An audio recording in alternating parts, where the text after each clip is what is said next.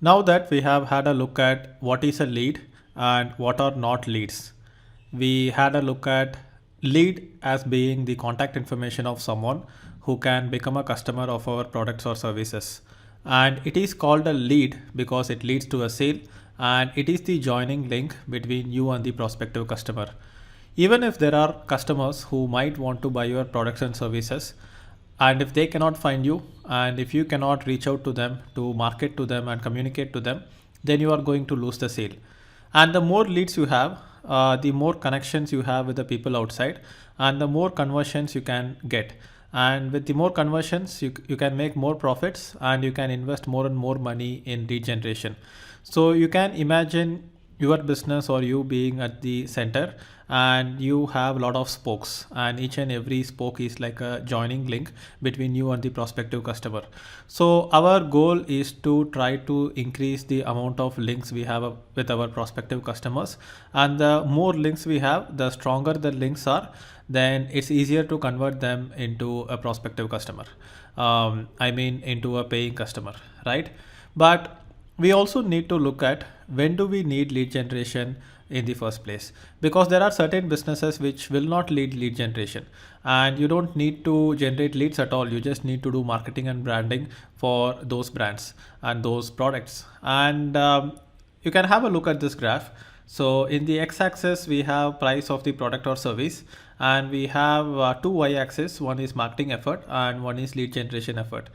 And when you look at the left end of the spectrum in terms of price of the product or service, and you can also talk about complexity of the product or service. On the left half we have mostly B2C, and on the right half we have B2B and enterprise. So B2C is business to customer and B2B is business to business. So let's put our attention towards the left end of the entire spectrum. And when you look at the left end of the entire spectrum, you have very simple products which are very low priced, and it could be something like a candy, it could be something like a pen or a notebook or a stationery, anything that an end consumer would want to purchase. And here the end consumer does not need someone to convince them to buy the product, and FMCG products actually fall into this category. If you look at toothpaste, toothbrush, soaps, shampoos, all these products do not need lead generation, because it is not worth generating leads and having a salesperson to call the prospective client to convert them into a customer, because the amount of time invested in trying to reach out to them and convince them is not going to be justifiable for the amount of profit that each transaction will bring in. So here imagine that you are selling a pen for, let's say, 15 cents, or you are selling a pen for 20 rupees. Here this pen will not have enough profit margins for a salesperson to call this person and convert. And also when people are buying pens anywhere from 10 to 20 rupees, which is like a simple product, uh, people are not going to like really think too much about it. They will just go ahead with a good brand. And if the price of the product is not high, and if the complexity of the product is not high, then people are not going to have a longer sales cycle. People are going to make decisions quickly for products that are simple. So that is where the marketing effort is very high. You need to go ahead and build the brand. You need to keep marketing the products.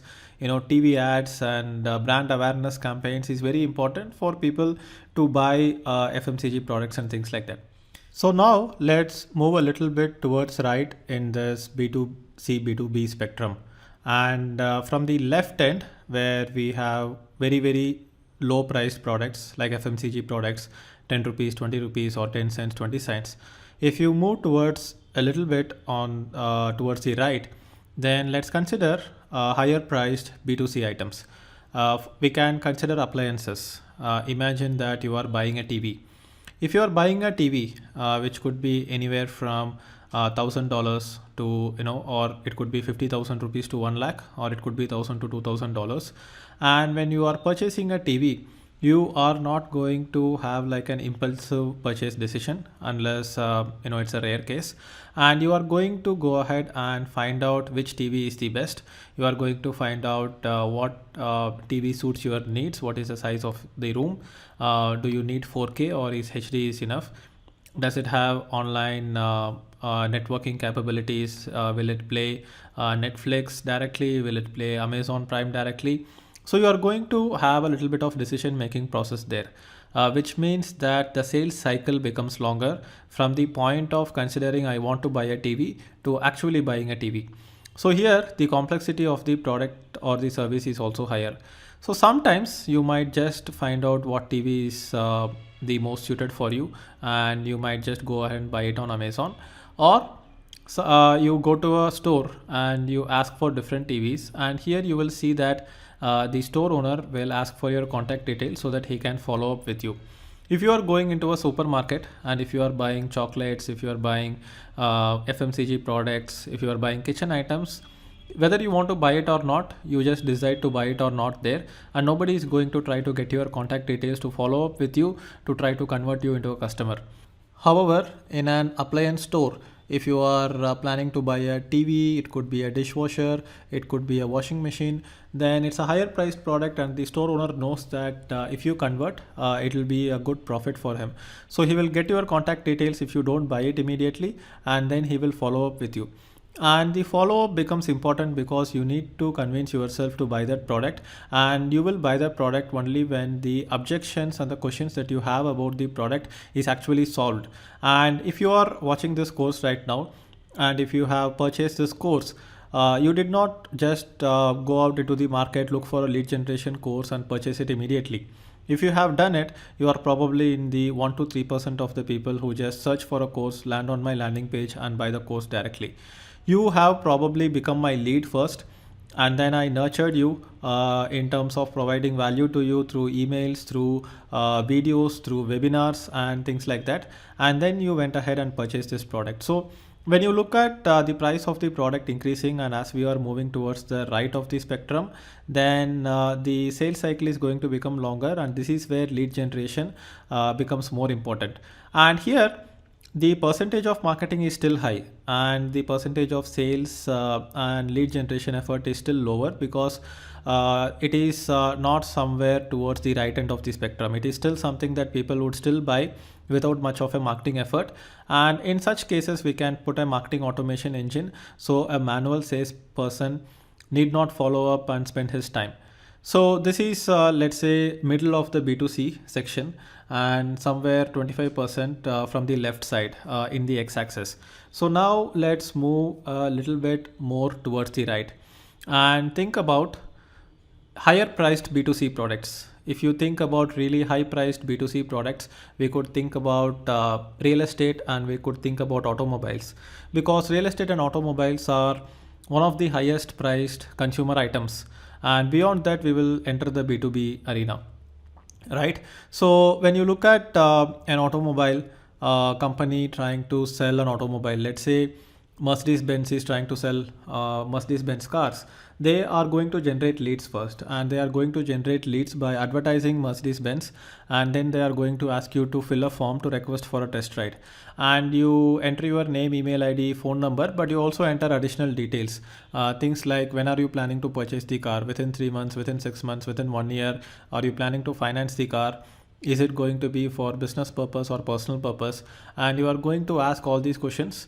The automobile dealer is going to ask all these questions, which is probably giving him a much richer lead information, and so that he can find out which are the leads that he needs to follow up with first, and which are the leads that he can follow up after a while without urgency. Because if someone is filling the lead form and saying that he wants to purchase the car within 3 months, and if somebody is saying that I am planning to buy it within 1 year, the salesperson will reach out to the person who has said that I am planning to buy within 3 months, because that looks like a hotter lead and the other one looks probably like a warm lead.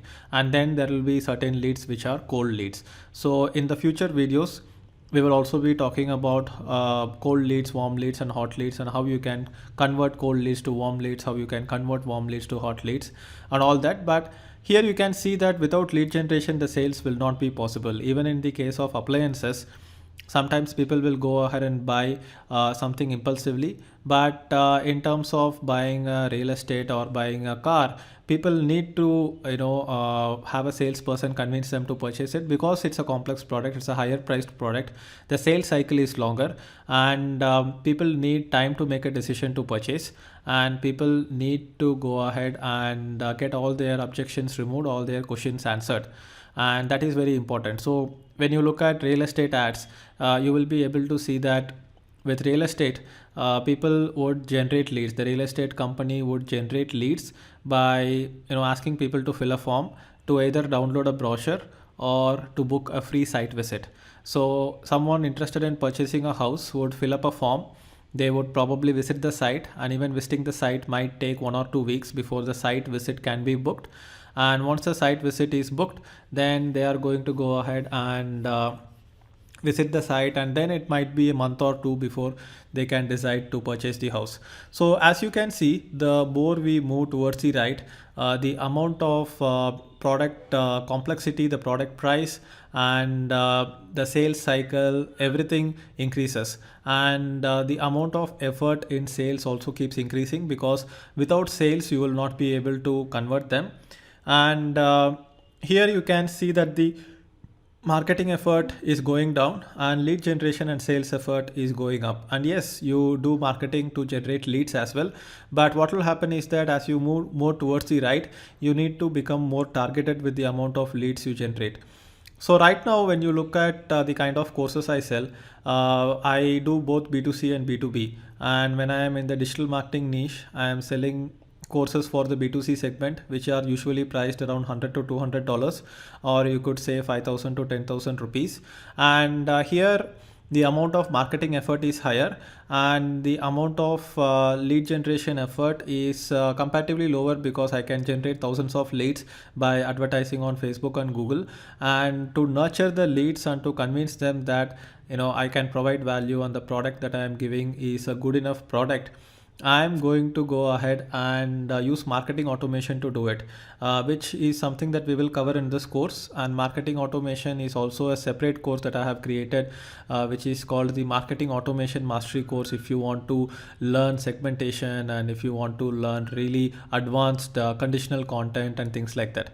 But that apart, focusing on this particular slide, you can see that when you are towards the left end of the spectrum, you don't put much sales effort into the entire conversion process, right? So now let's cross the red dotted line and let's move from B2C to B2B, because when we look at B2C, the biggest purchases in general are going to be real estate, and it's going to be automobiles.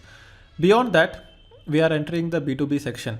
And if you look at the left end of the B2B spectrum, let's say there is a business that is selling software, and the software is around $1,000, let's assume. And for this business to sell a software for $1,000, they need a mix of marketing, lead generation, marketing automation, and manual sales. And one of the reasons that they need a mix is because it's not like the business is like an enterprise customer, that enterprise business, that if you have like 1 or 2 enterprise customers, it's going to kind of set you up for the entire year. When a business is selling software for $1,000, then what will happen is that the amount of customers that they need will be a little bit higher, which means that they need to generate a lot of leads. But at the same time, the leads might not convert without having a salesperson to call the leads and to convert them. So the salesperson might need to do a webinar with them. The salesperson might need to do a consultation call with them. And when the salesperson is doing the consultation call, he cannot follow up with all the leads that he has generated. So here, the sales effort and lead generation effort increases, because the leads are becoming more and more narrow.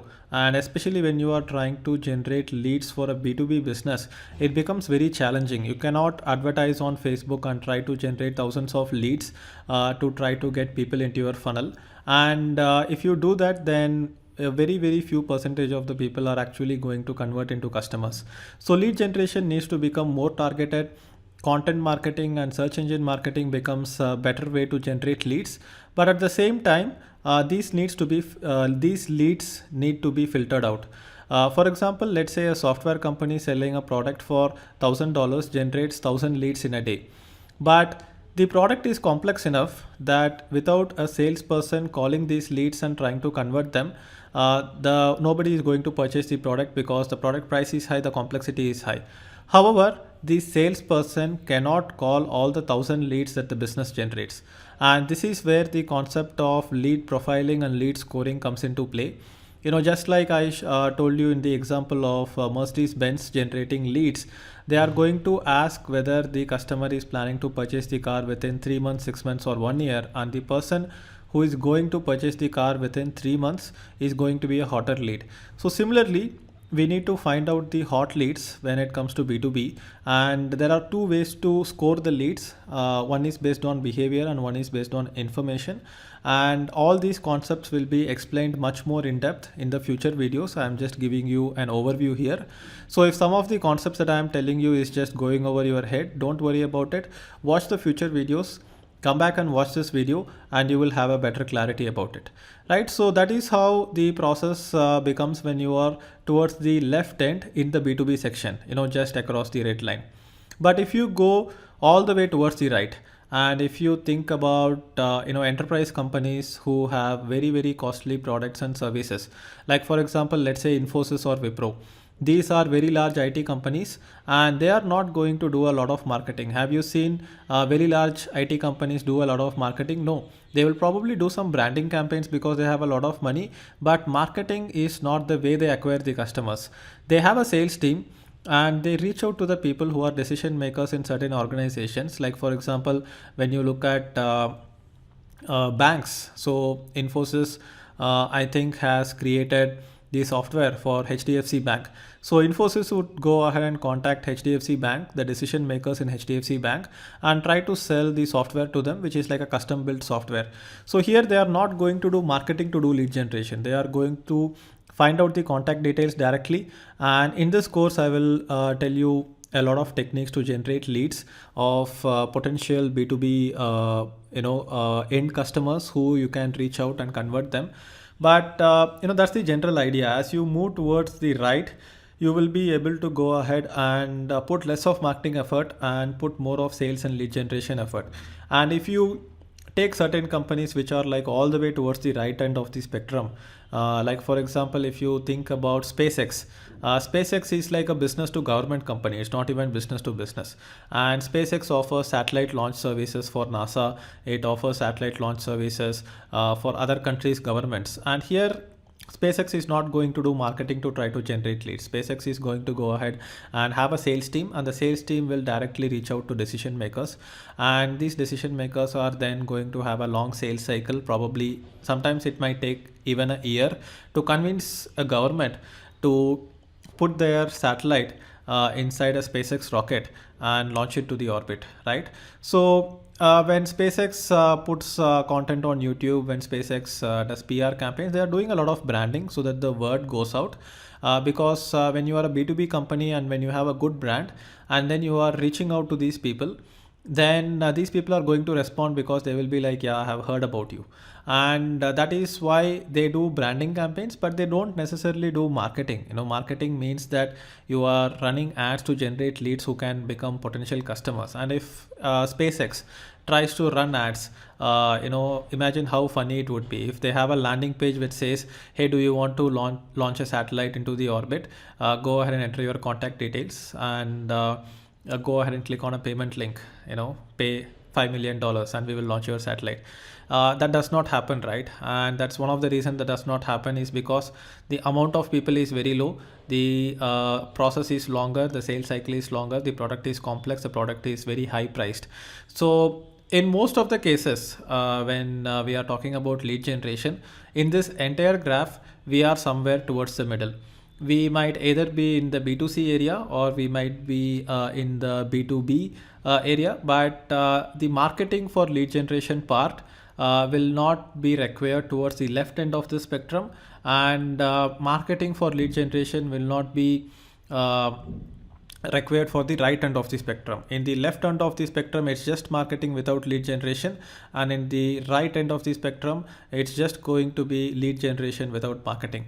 So I think in most of the cases here, we are either talking about somewhere which is the right half of the B2C section here, or the left half of the B2B section, and that's where our focus area is going to be, because we are going to talk about how can you do marketing to do lead generation, and you can use marketing automation to nurture the leads, and then you can profile the leads, then you can score the leads, you can nurture the leads, you can convert the cold leads into warm leads, and then you can have a salesperson or a sales team go ahead and convert these leads. And we are also going to talk about different sales methods such as phone sales, webinar sales, online sales via sales pages and everything.